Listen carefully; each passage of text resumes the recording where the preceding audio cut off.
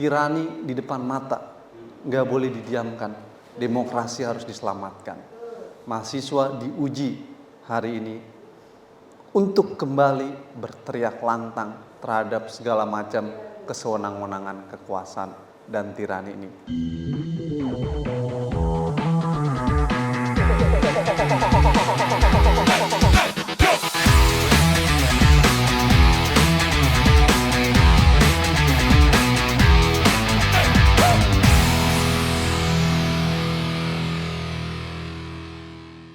Saya cukup kaget bahwa paslon nomor 2 menggunakan labeling terorisme terhadap kelompok di Papua, gitu. Yang menurut saya itu berbahaya loh. Catatan saya yang kedua, saya meneruskan Bang Fikar tadi. Debat tadi malam dalam isu reformasi hukum, lagi-lagi saya harus katakan, khususnya pasangan nomor 1 ya, cukup clear menyampaikan bagaimana pentingnya mengembalikan arah negara dari negara kekuasaan menjadi negara hukum. Itu kan disampaikan tuh dalam pidato awalnya Pak Anies. Begitu pula pasangan nomor 3 menurut saya clear dalam kerangka reformasi hukum. Gitu. Nah, dengan kata lain di sisi lain pasangan nomor 2 minus sekali lagi. Apalagi dengan pernyataan soal MKK dan MK gitu, yang menurut saya itu menunjukkan rendahnya komitmen dalam isu negara hukum gitu. Nah, kenapa saya katakan baik dalam pasangan nomor 1 dan 3 dalam isu negara hukum, sementara pasangan nomor 2 tidak cukup matang dalam memahami reformasi hukum dan negara hukum adalah karena pertama adalah pandangan pasangan 1 dan juga 3 usia 1 yang menyatakan bahwa kita harus mengembalikan negara mahstat menjadi negara eksstat sebagai agenda penting ke depan. Itu hal yang sangat korek dan tepat sekali. Kenapa? Karena hari ini kita sedang hidup dalam negara berdasarkan kekuasaan, bukan negara berdasarkan hukum. Bukan hukum yang mengatur kekuasaan, tapi kekuasaan yang mengatur hukum. Kekuasaan yang menggunakan hukum untuk kepentingannya. Sehingga kekuasaan dalam dirinya selalu menjadikan hukum sebagai instrumen kepentingan politik dia untuk meraih tujuan politik dia. Kalau dia pengen anaknya menjadi kandidat wakil presiden, dia rubah dengan cara mengatur, memainkan Mahkamah Konstitusi. Nah, itu yang namanya juristokrasi itu. Ya. Menggunakan kesewenang-wenangan kekuasaan dengan tangan besi melalui jalan hukum. Jadi hukum bukan untuk berbicara kebenaran dan keadilan, tapi sebagai legitimasi untuk kesewenang-wenangan dia tuh, gitu. Nah, hari ini Mas Alfon yang ganteng lagi, ya. Kalau Bang Fikar kan udah lama ganteng ya, jadi nggak sih sebutnya udah 25 tahun lagi. Gitu. Mas Alfon itu ya, realitas hari ini memang kita sedang berada dalam negara kekuasaan. Apalagi di akhir pemerintahan Pak Jokowi ini mutlak absolute power terjadi. Negara kekuasaan benar-benar terjadi. Intervensi kekuasaan dalam ruang melakukan politisasi terhadap wilayah judicial system nyata terjadi secara telanjang. Keputusan Mahkamah Konstitusi nomor 90 adalah gambaran yang telanjang yang menunjukkan bagaimana brutalnya kekuasaan mengintervensi ruang-ruang peradilan, dalam hal ini Mahkamah Konstitusi. Ingat loh, Mahkamah Konstitusi itu penjaga konstitusi. Loh, kalau penjaga konstitusi bisa diacak-acak, lah apalagi yang lain, kira-kira begitu. Gitu. Dan itu bukan dilakukan secara sembunyi-sembunyi. Fon, lu begini ya? Enggak. Ditayangkan di televisi, Bos. Iya kan? Ditayangkan di televisi. Bagaimana kita melihat permainan itu, ya kan? Sang paman ditelepon oleh anaknya untuk naikin abangnya jadi kandidat atas restu bapaknya, ya kan? Terjadilah itu. Ya kan, MKK yang menunjukkan bahwa keputusan 90 yang diputuskan itu melanggar kode etik. Ya. Wah, sebenarnya secara hukum itu cacat itu.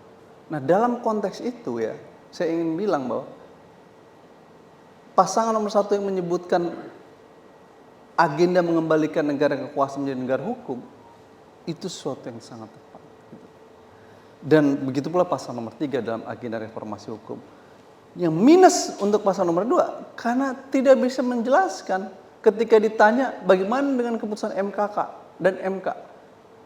Ya kan? Pasangan 3 nanya, pasangan 1 nanya. Itu sesungguhnya sedang ingin bertanya tentang ya, isu negara hukum. Jawabannya adalah udah final dan mengikat. Bukan itu. Ya mungkin Anda boleh berbicara keputusan 90 final dan mengikat. Tapi fakta MKK menyebutkan ketika keputusan itu dibuat cacat secara etik.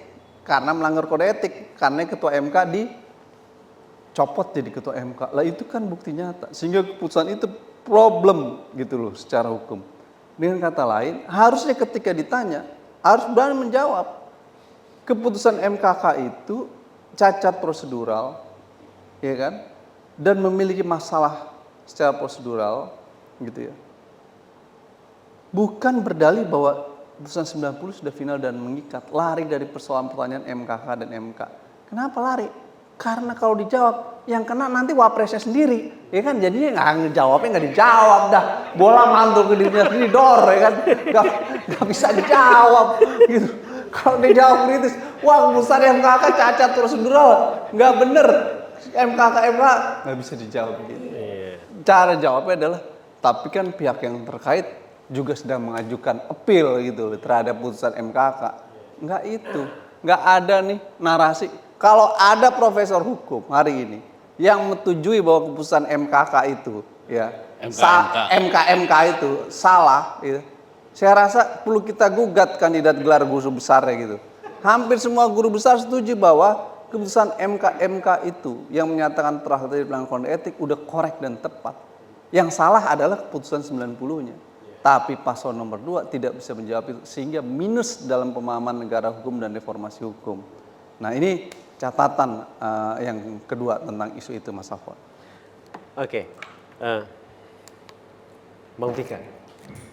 Saya nambahin sedikit. Nah, silakan. Gini.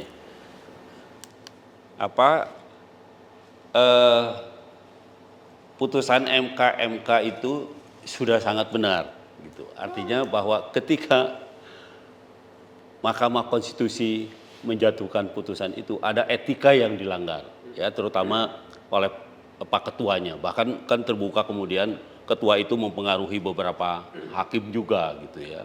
Nah sayangnya dia berdiri sendiri-sendiri ya ketika putusan MK itu ada orang kemudian menyatakan bahwa putusan itu tidak etis, sebenarnya dijatuhkan dalam konteks ketidaketikan gitu ya. Tetapi tidak ada mekanisme yang menyambungkan antara putusan MK dengan keputusannya KPU menerima calon itu yang calon yang kemudian dipersoalkan di MK itu. Kan sebenarnya itu yang yang jadi ini. Maksud saya yang ingin saya katakan adalah tidak ada institusi penekan atau bukan nekan ya. Mengkorek ya. Iya, mengkoreksi gitu loh. Itu yang ini jalan terus kan. Walaupun sudah dikatakan putusan itu tidak etis, tapi pencalonan kan jalan terus. Tidak sedikit pun tidak ada yang mempersoalkan gitu. Nah, itu yang menurut saya itu tadi. Kita putus di situ. Kita hukum sendiri hukum, politik juga jalan sendiri politik gitu loh. Itu yang terjadi itu gitu. Tapi itu ya, Mas. Ketika MKK diputuskan, pasal nomor 2 kan masih punya nafas dan waktu untuk menentukan wapresnya siapa. Itu yang ditanyakan. Tapi kan pasal nomor 2 tidak mengindahkan itu. Artinya dia tidak melihat etika sebagai hal yang penting. Padahal itu dalam ruang Mahkamah Konstitusi loh diskusinya. Bukan diskusi dalam ruang etika yang kosong. Itu dalam ruang etik tentang hakim Mahkamah Konstitusi. Kok lo tetap juga ngebet? Emang gak ada calon lain? Ya kira-kira kan gitu. Ya kan? Emang gak ada kandidat lain? Ya kan? Kasihan bos, Ridwan Kamil udah mesem-mesem pengen jadi wapres. Kasihan juga bos, Erick Thohir udah sampai ngurusin PSI, jungkir balik. Nggak dilihat apa? Ya kan? Ini dong, kasihan. Airlangga Hartarto udah banyak banget balihonya di mana-mana, Bos. Iya. Kalah ya kan. Sama anak umur 40 tahun. Waduh, belum sampai. belum sampai 40 tahun sama anak belum sampai umur 40 tahun menurut saya, itu ya. Yang apa namanya?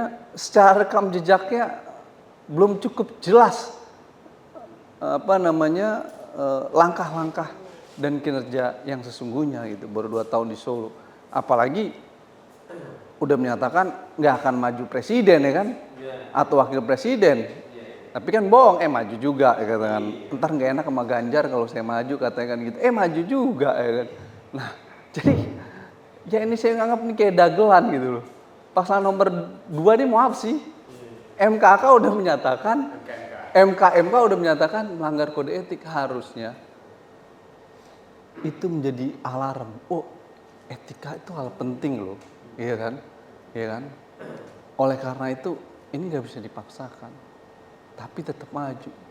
Berarti ada dalangnya dong, yang nyuruh maksa-maksa sampai paslon nomor 2 juga mau, ya kan? Entah yang mana dalangnya nih kan, paslon nomor 2-nya atau orang di belakangnya itu dalangnya gitu, yang punya kekuasaan ya. Nah, atau dua-duanya sama-sama ngebet ya kan. Nah, mungkin bisa tiga-tiganya bisa ngebet, anak yang ngebet, paslon nomor 2 ngebet. Jadi kasihan. Siapa yang kasihan? Erick Thohir, Bos, kasihan. Udah ngurus PSSI. Kasihan. Susah maju jadi ketua PSSI, ngurus PSSI. Aduh, saya nggak bisa bayangin tuh apa rasanya kan. Di semua lembaga survei udah bagus ya.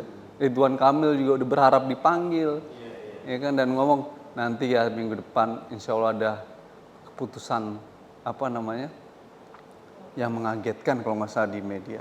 Ya, setelah dia berkelana ke Eropa. Iya, keputusan yang mengagetkan adalah itu. Jadi banyak orang yang sakit hati. Kayaknya Iya. Sakit hati yang terkaget-kaget gitu ya.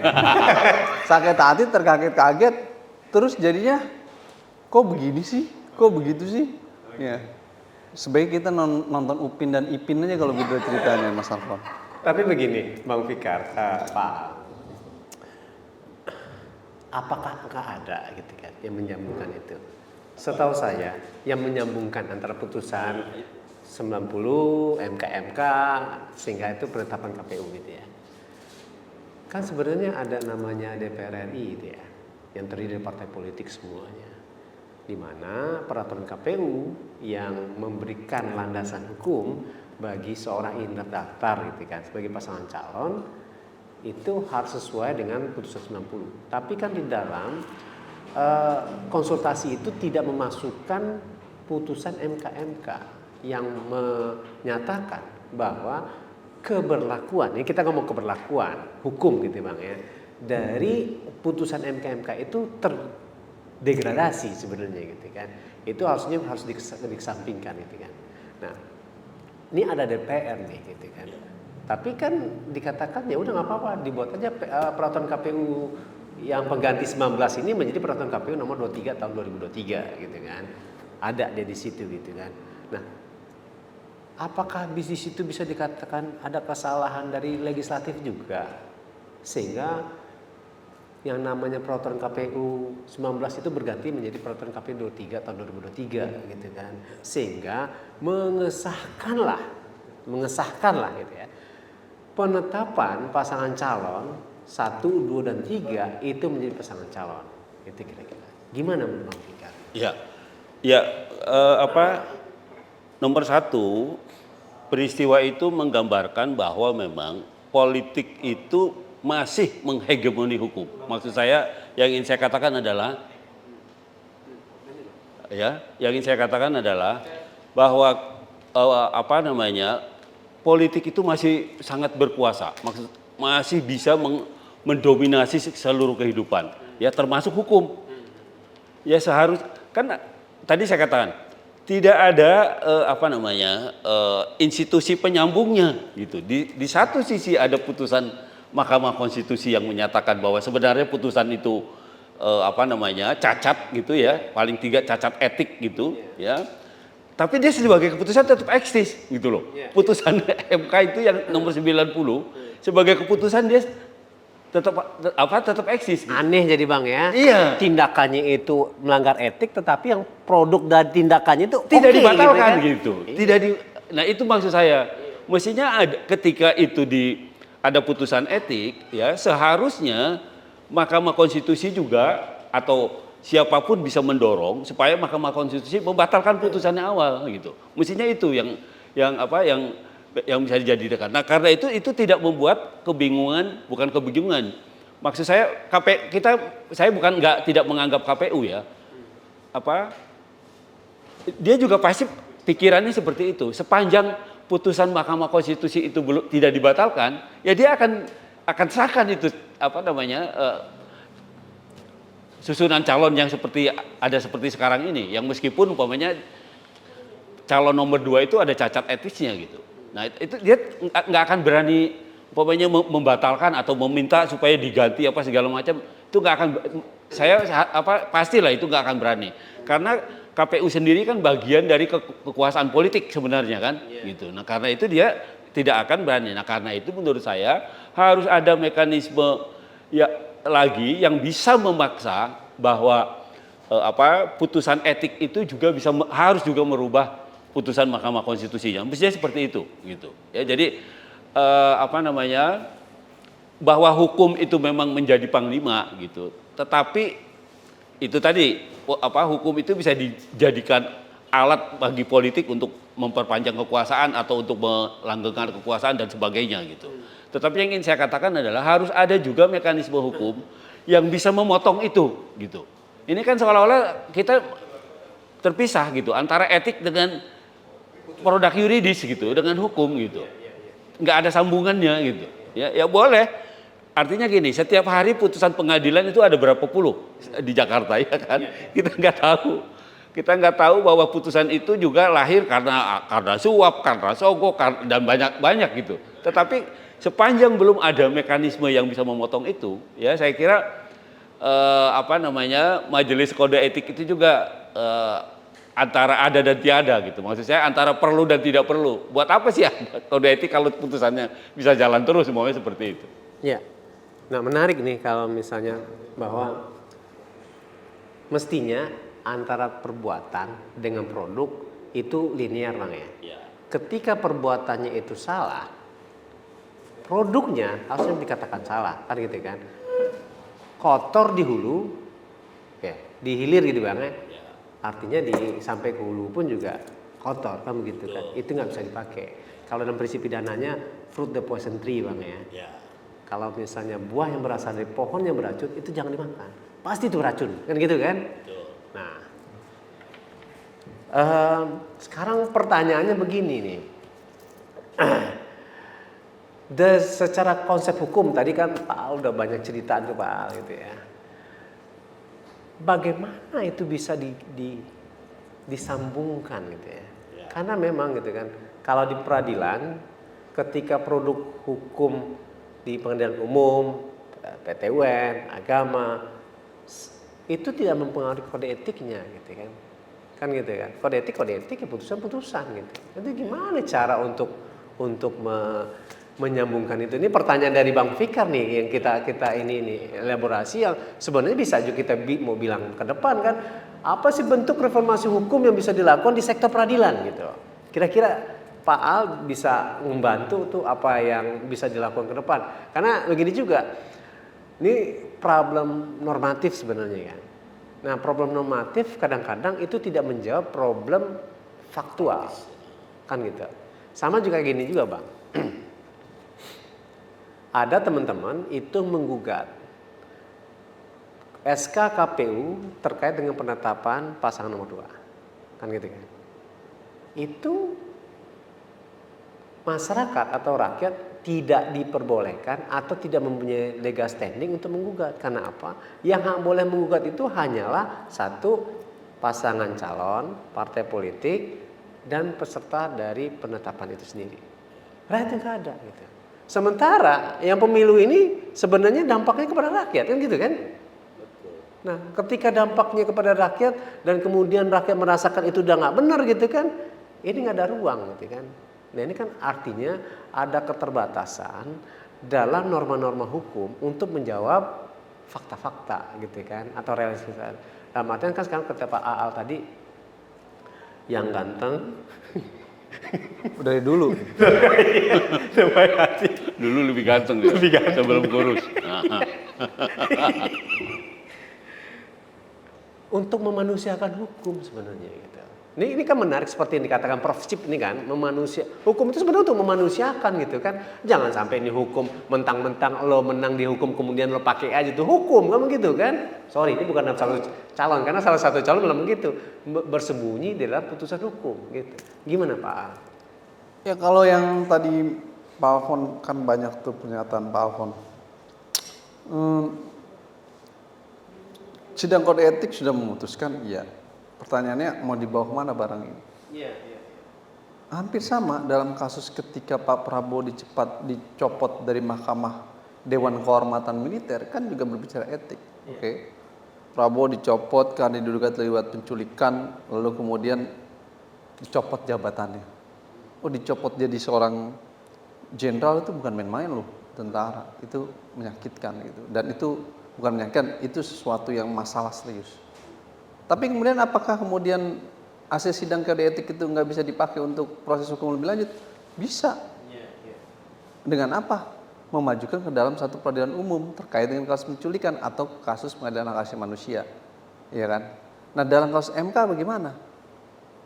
Memang idealnya tadi harusnya ada mekanisme koreksi sendiri dalam MK, tapi kan ini jadi problem kemudian. Menurut saya jangan jadikan itu problem, jadikan itu sebagai dasar bahwa untuk melakukan langkah-langkah hukum lain di luar Mahkamah Konstitusi. Entahlah di luar itu bisa melakukan, dianggap bahwa 90 adalah keputusan yang melakukan perbuatan melawan hukum ya kan? Bisa nggak? Ya dicek, atau melakukan gugatan ke PT UN atau apa, kan sekarang banyak nih sedang mengajukan gugatan terhadap putusan 90 kan? Mau perbuatan melawan hukum, ada yang ke PT UN, ada yang apa dan sebagainya. Lakukan aja dengan basis dasar argumentasi sidang kode etik dan lain sebagainya. Jadi itu masih bisa dilakukan. Tapi sebenarnya apa yang terjadi dari sidang kode etik dan keputusan 90 adalah ini akan menjadi bom waktu bagi tidak selesainya proses hasil pemilu nanti. Andaikan pasangan nomor 2 menang, maka akan ada gugatan di Mahkamah Konstitusi dan menjadikan masalah keputusan 90 dan MK itu sebagai salah satu bahan yang dijadikan ditarik gitu sampai soal-soal yang kekinian. Bahwa kemudian proses pemilu curang, proses pemilu tidak fair, bahwa paslon nomor 2 melakukan ini itu, akhirnya panjang nih dalam narasinya, ya kan? Akan bisa masuk dalam tahun MK. Ini akan jadi bom waktu, Mas, untuk hal itu. Tapi terlepas itu, karena temanya debat, saya mau mengutip yang ketiga lagi, Mas Alfon itu, bahwa diskursus tentang negara hukum dan HAM tadi malam itu ada hal yang penting untuk dicermati ya. Kita ini sedang hidup hari ini dalam nuansa ketakutan, nuansa intimidasi, dan nuansa represi. Akhirnya kita ini seringkali kemudian baru berbicara dikit, kayak Butet, diintimidasi. Kayak Melki yang mengkritik putusan 90, diintimidasi. Bukan hanya Melki loh, orang tuanya. Hari ini nuansa ketakutan terjadi dalam ruang publik karena rezim melakukan ruang-ruang intimidasi dan represif tadi. Oke. Dengan kata lain adalah ada problem civil liberties dan kebebasan sipil yang terancam, khususnya terkait dengan kebebasan berekspresi dan kebebasan berpendapat. Nah, itu fakta hari ini gitu. Yang kemudian disebut, apakah kita sedang mengalami hidup dalam era Orde Baru kembali? Sehingga Butet menyatakan selamat datang Orde Baru. Ya memang itu pola-pola yang terjadi pada era Orde Baru. Perbedaan pandangan, pendapat, pemikiran dilakukan dengan cara melakukan intimidasi, represi. Mungkin tidak seperti dulu dengan menculik, tapi dengan melakukan kayak tadi soal izin lah, orang tuanya lah disamperin, dianya lah ditelepon dan itu, tapi itu bentuk-bentuk intimidasi. Nah, dalam konstruksi itu ya, pandangan paslon 1 dan paslon 3 menurut saya sangat baik ketika dia menyampaikan tentang isu kebebasan sipil dengan menggunakan kasus Melki. Jadi pasangan 1 dan pasangan 3 kan menyebutkan jangan sampai lagi terjadi peristiwa seperti kasus Melki. Sehingga buat saya itu hal yang plus bahwa dia memiliki komitmen dalam isu penjaminan kebebasan sipil. Karena hari ini terjadi kemunduran demokrasi, regresi demokrasi. Terjadi apa yang disebut defisit hak asasi manusia karena kebebasan sipil terancam. Jadi pasangan 1 dan 3 menurut saya sangat baik menyampaikan itu. Dan pada sisi lain saya harus katakan pasangan nomor 2 tidak punya komitmen yang cukup dalam isu jaminan kebebasan sipil. Karena tidak ada kalimat itu. Justru malah menyerang Pak Anies. Kalau nggak ada kebebasan bagaimana Bapak bisa jadi gubernur, ya kan? Lah nggak ada soal jadi gubernur, isu kebebasan sipil gitu. Kita ini harus melihat dalam konstruksi yang tepat gitu. Sehingga saya melihat kok pasal nomor 2 tidak resah ya tentang isu kebebasan sipil. Sementara pasal 1 dan 3 resah ya kan. Masyarakat sangat resah ya kan. Boleh cek lembaga survei apa tuh namanya itu yang menyebutkan apa namanya tingkat ketakutan dalam melakukan gerakan. Ada kan tuh apa ya indikator atau apa yang menyebutkan bahwa ada problem gitu terkait dengan ketakutan dalam isu kebebasan berekspresi berpendapat. Ini soal serius Mas Alfon gitu. Jangan sampai pulang dari sini gitu, saya keluar ya kan, ditungguin sama orang, nah itu masalah gitu. Ya mending kalau ditungguin dikasih amplop, ya kan, enak. Kalau pulang nggak dikasih amplop, dikasih borgol, itu repot gitu. Nah ini soal isu kebebasan sipil soal serius Mas Alfon. Ditungguin orang yang dulu diputusin, nggak jadi. Kalau ditungguin orang yang diputusin nggak jadi, kayaknya nggak bakal kesini Mas Fikar. Iya. Tapi kan begini, dulu itu kan langsung penguasanya yang melakukan tindakan kan. Tapi kan saat ini kayak Butet itu bukan penguasa, kan nggak penguasa, tapi itu kan dilaporkan sama orang lain, forum-forum juga itu gimana kan? Bukan negara itu atau gimana tuh? Kok itu sampai dalam mereka bahasa ini nabok nyilih tangan orang lain tuh apa namanya? Nabok pakai tangan orang lain. Rezim hari ini senengnya nabok pakai tangan orang lain Mas Alfon. Oke, mempergunakan instrumen lain lah gitu ya. Oke Bang Fikar gimana nih Bang? Kita balik kepada perdebatan mereka lagi lah gitu ya. Satu yang menurut saya gitu ya, nggak begitu clear ya terkait dengan bagaimana sih mengembalikan uang-uang yang sudah dicolong gitu kan dalam aset recovery itu sendiri gitu kan. Nah, itu kan memang terkesan bahwa konsep-konsep dulu aja yang dipakai yang sekarang ada hambatan yang harus direfleksikan lagi bahwa ke depan gitu kan ini bukan hanya terkait dengan bagaimana mengembalikan dari aset recovery juga sebenarnya gitu kan, tapi juga ada hal yang lain untuk perbaikan-perbaikan. Misalnya contoh tentang tata kelola atau gimana tuh yang lain-lainnya gitu kan. Nah itu gimana tuh Bang? Karena pasangan calon tuh kemarin juga cerita soal aset recovery gitu kan, gitu. Gimana tuh Bang? Kira-kira Bang tanggapan Bang? Ya nggak maksud Alfon gimana? Yang Pertanyaannya begini Bang. Dari 3 pasangan calon ada 2 pasangan calon juga, saya nggak enak juga nyebutin gitu kan, bahwa di situ harus ada pengembalian uang, kan gitu Bang ya, agar aset yang sudah diambil sama koruptor-koruptor tersebut itu bisa dikembalikan gitu kan. Nah itu kan permintaannya adanya suatu kebijakan berupa undang-undang tentang pengembalian aset, kan gitu kan. Tapi nggak jelas Bang, konsepnya kayak gimana.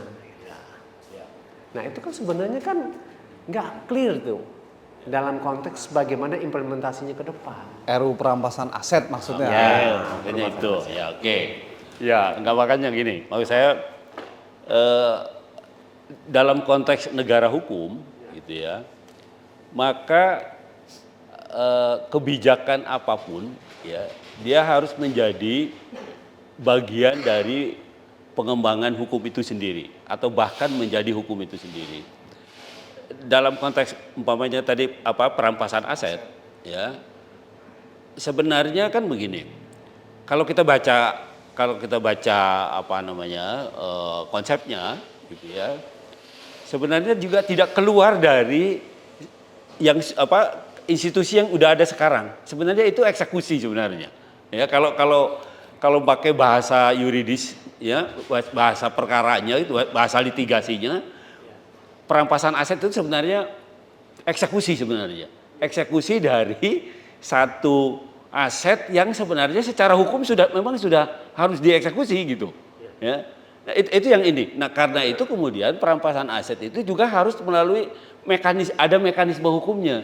Jadi tidak bisa umpamanya orang punya aset kemudian tanpa ada urusan apa-apa asetnya diambil gitu. Nah, itu dia tuh, Bang. Nah, itu nggak akan pernah terjadi. Karena pasti ada mekanisme lain gitu yang diatur di sana gitu. Ya, yang memberikan kewenangan kepada negara untuk merampas aset itu. Nah, karena itu ya, apakah aset itu kan gini, kalau mau tidak pakai proses yang panjang, yang bisa dirampas secara langsung oleh negara adalah alat yang dipakai, aset yang digunakan untuk kejahatan atau aset hasil kejahatan. Nah, itu pasti itu. Kalau itu secara pidana saja itu sudah bisa diambil gitu. Artinya sudah bisa disita, tinggal legalisasi putusan pidananya saja yang menyerahkan aset itu kembali kepada negara gitu. Nah, tetapi kalau aset yang dalam konteks umpamanya seorang konglomerat menguasai banyak aset ya, didapat dari perjanjian kredit umpamanya. Nah itu yang menurut saya juga tidak bisa diperlakukan semena-mena. Ada dua hal kerugian kalau itu perampasan aset terhadap peristiwa seperti itu diperlakukan. Yang pertama, dunia usaha akan terganggu, itu pasti gitu. Ya, satu itu. Yang kedua, orang takut berusaha, berhubungan dengan bank atau lembaga keuangan lain ya, itu akan tidak berani lagi gitu. Karena apa? Karena sewaktu-waktu berdasarkan undang-undang itu asetnya bisa dirampas umpamanya seperti itu. Betul. Nah, karena itu menurut saya sekalipun ada undang-undang perampasan aset itu harus ada mekanisme hukumnya gitu.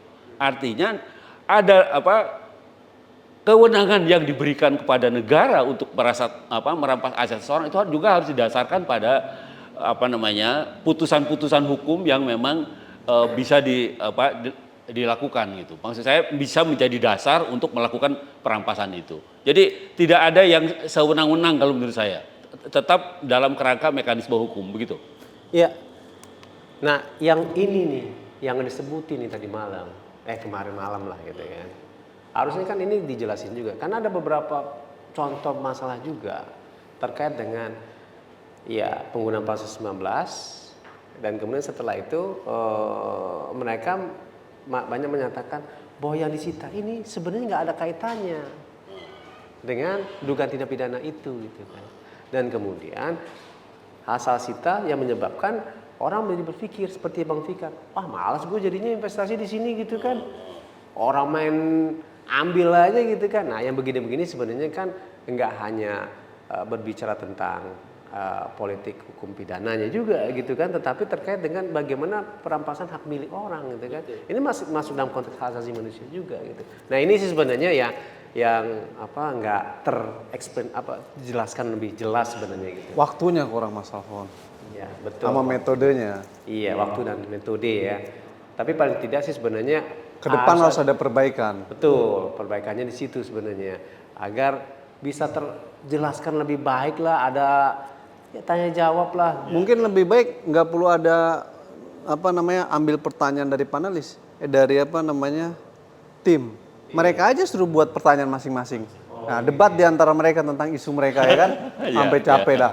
Iya. Ya kan? Itu menurut saya lebih bagus kan ada mejanya nggak? Ada momentum, ada masa mereka boleh bertanya masing-masing kan? Ada sesi ketiganya. Sesi ketiga. Nah, justru menurut saya metode debatnya itu pengalaman dari yang kemarin jauh lebih menarik ketika masing-masing kandidat mempersiapkan pertanyaan sendiri untuk menanyakan ke mereka tentang isu itu. Cukup dikasih aja isu HAM, korupsi. Nah, silakan kalian siapkan pertanyaannya kan, tanya satu sama lain, udah debat itu sampai capek di antara mereka. Menurut saya itu jauh lebih baik karena ada satu isu ya yang seringkali kebetulan saya pernah jadi panelis tim perumus di tahun 2019 gitu untuk isu bidang pertahanan keamanan.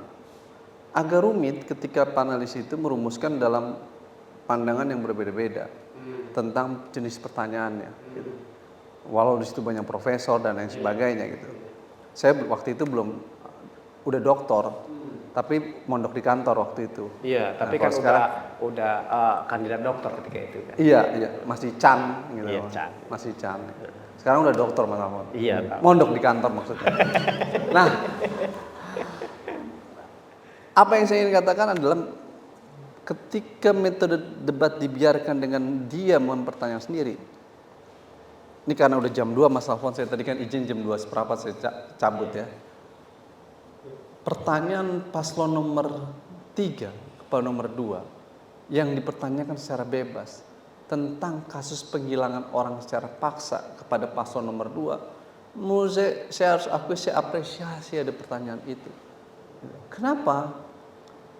Karena Mas Alfon yang ganteng, gitu ya. Kita ini punya hutang sejarah terhadap mereka yang hilang pada tahun 97-98 karena kerja-kerja politik mereka yang lantang menentang rezim Soeharto yang diktator dan menuntut demokrasi dan kebebasan. Akhirnya kita meraih kebebasan hari ini. Nah, pada saat itu Bang Fikar masih ganteng karena 97-98 waktu itu. Sekarang masih cuman kurang dikit lah kira-kira. Lu kurang banyak. Pada era 1998 itu. 8 berapa tahun? Iya kan? 20 Mereka yang hilang ini adalah martir perubahan, perjuang reformasi yang hilang.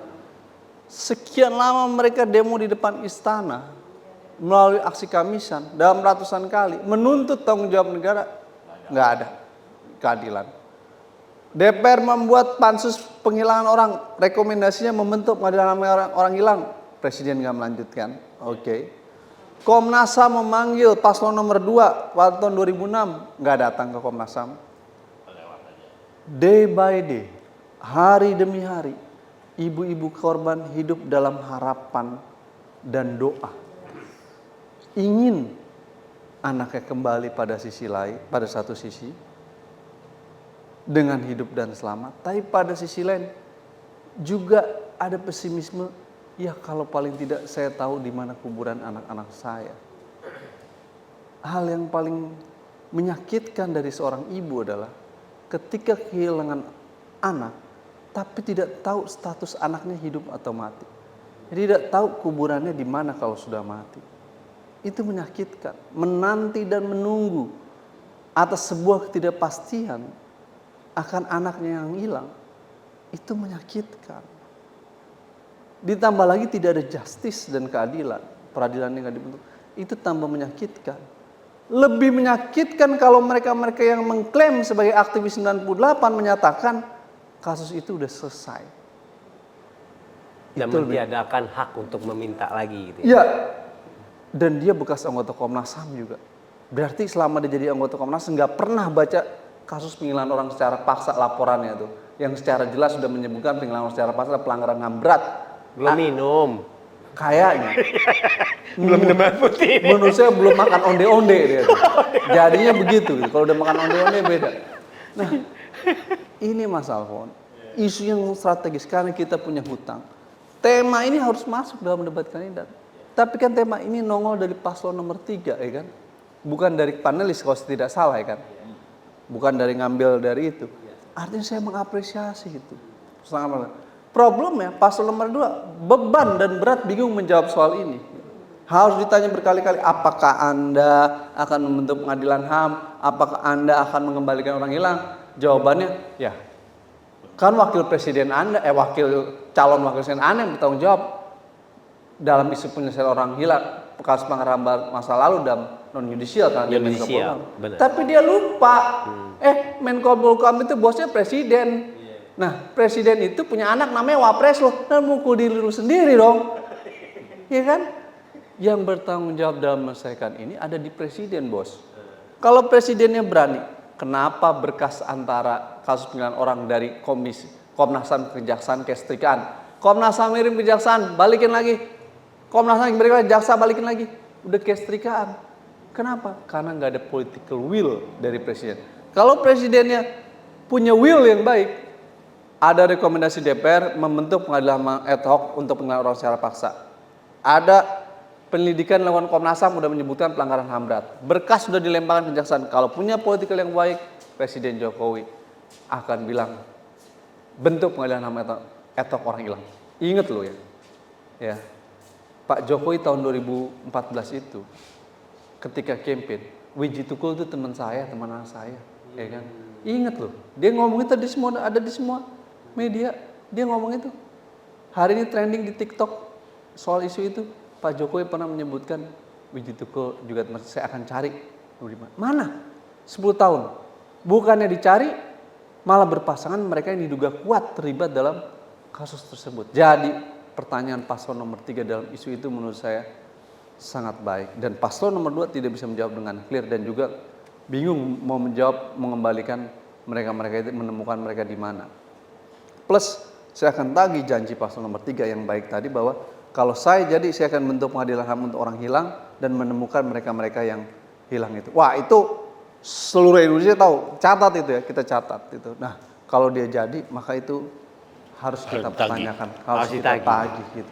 Wah, bukan hal yang susah kok, Bang Fikar, Mas Alfon, untuk menemukan di mana yang hilang. Kenapa? Pelakunya masih ada, Bos. Ya kan? Korbannya masih ada. Keluarga masih ada. Nggak susah ini. Soal siapa yang berani untuk memerintahkan kasih tahu di mana. Presidennya nggak berani. Kalau Mas Alfon tiap lebaran selalu ingin berkunjung ke makam orang tuanya, ya kan? Kuburan di mana? Bang Fikar juga nyekar istilahnya. Itu untuk sebagai bakti, sebagai wujud kecintaan. Ibu-ibu ini juga pengen nyekar kalau anaknya di mana, di kuburnya. Supaya apa? Itu bagian dari satu sisi kebahagiaan dia mengetahui di mana, mendoakan di kuburan anaknya. Wah, sama kayak Pas Alfon, mendoakan orang tuanya yang sudah meninggal di kuburan ketika nyekar. Ibu-ibu ini juga pengen mendoakan anaknya di kuburan supaya anaknya masuk surga di kuburannya, datang ke situ. Itu Pak, ini hal yang serius ya, tapi tidak kunjung diselesaikan. Jadi saya apresiasi ada pertanyaan itu dari paslon nomor 3 kepada paslon nomor 2. Itu Mas Alfon. Oke, terakhir. Apakah ada pertanyaan nggak dari bapak-bapak dari ibu saya? Yaitu masalah teror itu dari aparat itu bagaimana? Terhadap tim kita lah, tim relawan, relawan. Oh, maksudnya dari Babinsa. Oh, sampai 49 nomor ganti. Oh, jadi maksudnya ada intimidasi dari Babinsa tadi ya? Iya. Kepada tim relawan. Iya. Itu di daerah mana? Itu salah satu kan yang diteror temennya itu. Siapa itu? Temennya yang kemarin botak sih siapa? Yang sama Usman Hamid itu loh, yang botak. Oh, Saon. Nah, temennya Saon. Oh, temennya Saon. Iya. Yang di Oke, ini pertanyaannya bagaimana perlindungan kepada tim relawan ya yang dilakukan oleh salah satu aparat penegak. Teror bukan masalah ya, ini teror. Jadi Teror. ganti nomor-nomor gitu. Saya jawab Mas Alfon. Oke, silakan. Sesingkat-singkatnya. Ya. Itu yang tadi saya bilang. Kita sedang hidup dalam zaman ketakutan. Nah, ini nyala. oh nyala. Oh ya. Tes. Emang beda kalau orang ganteng ya. Dari kita Orang ganteng, orang kurus. belum seganteng itu kita ya. Ya Mas, memang politik ketakutan digunakan hari ini. Ya. Termasuk gitu ya, politik ketakutan juga kepada kepala desa, ya kan? Dengan ancaman apa dan lain sebagainya kepada mahasiswa Melki gitu, kepada seniman seperti Butet, ya kan? Jadi politik pemilu ini kalau ada yang bilang politik riang gembira, pesta demokrasi, nggak ada. Hari ini pestanya penuh dengan kelam dan ketakutan. Gitu. Ini yang terjadi. Gitu. Dan ini tinggal tunggu bom waktunya aja orang ngamuk, kira-kira begitu. Jadi inilah akibat dari kalau presiden punya interest dalam politik pemilu, dan memajukan anaknya untuk maju, pasti akan habis-habisan. Bang Fikar punya anaknya maju jadi presiden, pasti habis-habisan. Jadi kepala desanya Bang Fikar akan habis-habisan. Iya. Kalau ada anak yang jadi kepala desa ya, apalagi jadi kandidat wakil presiden. Apalagi kalau punya kewenangan sebagai seorang presiden. Ya kan? Semua potensi akan digunakan. Akhirnya termasuk politik ketakutan itu diberlakukan. Tapi kita nggak boleh takut, ya kan? Kata Munir, jangan takut dengan rasa takut gitu. Jangan terbayar dengan rasa takut. Nah, hari ini ada tulisan bagus dari intelektual muda bernama Sukidi ya. Judulnya apa namanya? Jurang menuju tirani lah, kira-kira tirani. Nah, kebetulan Sukidi mengutip seperti apa yang saya kutip di Instagram saya kira-kira 2 minggu lalu. Satu tulisan yang ditulis oleh seorang penulis bernama Timothy Snyder, dan saya pernah berbicara di sini juga, tapi saya harus ungkapkan sebagai kalimat penutup saya lagi karena waktu itu Bang Fikar nggak ada. Bang Fikar saya omongin lagi Bang Alfon. Jadi saya mau bilang yang ditulis oleh Sukidi plus saya tulis di Instagram saya 2 minggu lalu. Kira-kira kalau Timothy Snyder begini di dalam bukunya Tirani. If no one of us prepare to die for freedom, then all of us will die under tyranny. Ya. Jika tidak ada seorang di antara kita bersedia mati demi kebebasan, maka kita semua akan mati di bawah tirani. Jadi mau mati sekarang atau besok sama saja. Bedanya mungkin kalau sekarang yang mati Alfon aja. Kalau ke depan bisa rame-rame. Jadi pilihannya siapa yang mati duluan dalam perjuangan ini. Nah, untuk menjawab pertanyaan Bapak, supaya kita jangan takut. Sekarang atau nanti sama saja kata Timothy. Tirani akan ada juga di masa datang. Sebelum itu terjadi, lebih baik kita melawan sekarang. Mudah-mudahan sekarang yang mati cuma satu, namanya Alfon. Kalau ke depan nggak ada problem. Bang Fikar, silakan Mak. Penutup Bang. Oke.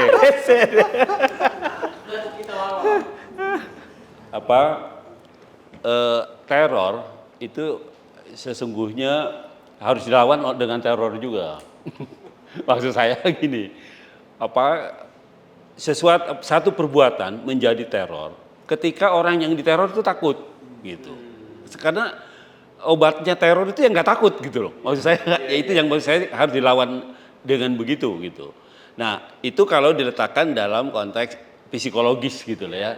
Tapi kalau dalam konteks politik dan dalam konteks sosial gitu ya, maka menurut saya itu harus sampai ya, harus semua orang tahu gitu ya. Maksud saya supaya ini loh ada kejahatan yang lepas dari perhatian banyak orang, ya teror ini gitu. Dan siapa pelakunya? Yang hanya bisa meneror adalah kekuasaan. Iya kan? Tidak ada pihak yang tidak punya pihak lain yang bisa meneror. Maksud yang ingin saya katakan adalah potensi teror itu hanya satu datangnya dari kekuasaan gitu. Nah, karena itu ini yang harus dikabarkan kepada semua orang. Ini yang harus semua orang tahu gitu. Dengan semua orang tahu, maka semua orang akan melawan. Itu yang yang harusnya dilakukan gitu oleh kita. Karena apa? Kebanyakan masyarakat kita itu begini. Kalau satu berani, semua berani. Kalau satu takut, dia takut. Iya. Nah, itu ada kecenderungan seperti itu gitu. Nah, karena itu apakah cocok demokrasi diterapkan pada masyarakat yang punya kultur seperti itu? Gitu. Nah, itu kan juga pertanyaan gitu loh. Ya. Berani milih-milih semua gitu, atau kalau takut satu takut tuh semua gitu kan? Artinya demokrasi harus dibuat sedemikian rupa menjadi mekanisme yang membangunkan semua orang. Semua orang boleh bebas dengan pilihannya. Semua orang boleh memilih apa saja gitu, sepanjang tidak menyinggung hak orang lain. Nah, karena itu menurut saya itu tadi satu ya, teror itu harus bisa diketahui semua orang, ya bisa diinformasikan kepada publik agar publik tahu bahwa masih ada cara-cara yang digunakan, cara-cara masa lalu yang digunakan. Nah, karena itu ya apa namanya, bukan kesepakatan, kekompakan bersama di dalam kita memperjuangkan satu ide gitu ya, itu harus dibangunkan gitu ya, harus digalang terus menerus ya, terutama pada masyarakat menengah ke bawah gitu ya. Nah kalau apa masyarakat yang ke atas itu biasanya agak cuek-cuek gitu, karena dia sudah ada pada satu tingkat kesejahteraan yang nggak mau diganggu biasanya seperti itu ya. Nah karena itu teman-teman kelas menengah seperti Alpon ini harus terus menyuarakan apa yang menjadi kegelisahan masyarakat di bawah. Saya kira itu. Oke, terima kasih Bang Fikar. Terakhir, Mas. Iya, silakan. Gongnya. Hari-hari ke depan kita adalah hari-hari di jalanan, teman-teman. Hari-hari ke depan, hari-harinya mahasiswa. Karena mahasiswa adalah garda terdepan perubahan. Tirani di depan mata, nggak boleh didiamkan. Demokrasi harus diselamatkan. Mahasiswa diuji hari ini untuk kembali berteriak lantang terhadap segala macam kesewenang-wenangan, kekuasaan, dan tirani ini, Mas Alfon. Jangan takut dengan teror. Yang lebih penting adalah minta terong dari Bang Alfon, itu lebih penting. Oke. Iya. Oke, terima kasih banyak Bang Fikar, Pak atas diskusinya terkait kritisi kita dari debat capres ya hari Senin yang lalu tentang hukum, HAM, demokrasi dan tata kelola pemerintahan atau korupsi. Nah, ada yang baik, mungkin ada pula yang harus diperbaiki ke depan, baik itu dari metodologis sampai kepada soal bagaimana isu itu bisa di-arise sehingga orang tahu bahwa ke depan bahwa calon pemimpinnya memang betul-betul mempunyai kapasitas, tidak hanya terkait dengan dia mempunyai hubungan keluarga ya Bang ya, tapi di situ juga bagaimana orang itu mempunyai kapasitas, kualitas, dan memang teryakinkan orang lain atau rakyat di Indonesia ini bahwa dia betul-betul memilih orang yang tepat. Itu kira-kira. Jangan takut untuk bersuara, dan di situ adalah hak kita untuk menyuarakan sebagai suatu kebebasan sipil pada saat ini. Baik, terima kasih Bapak-bapak, Ibu-ibu, narasumber atas waktunya, atas diskusinya pada hari ini. Dengan mengucapkan alhamdulillahirrahmanirrahim, kita akhiri diskusi kita pada sore hari ini. Jangan takut, lawan. Siap. Oke.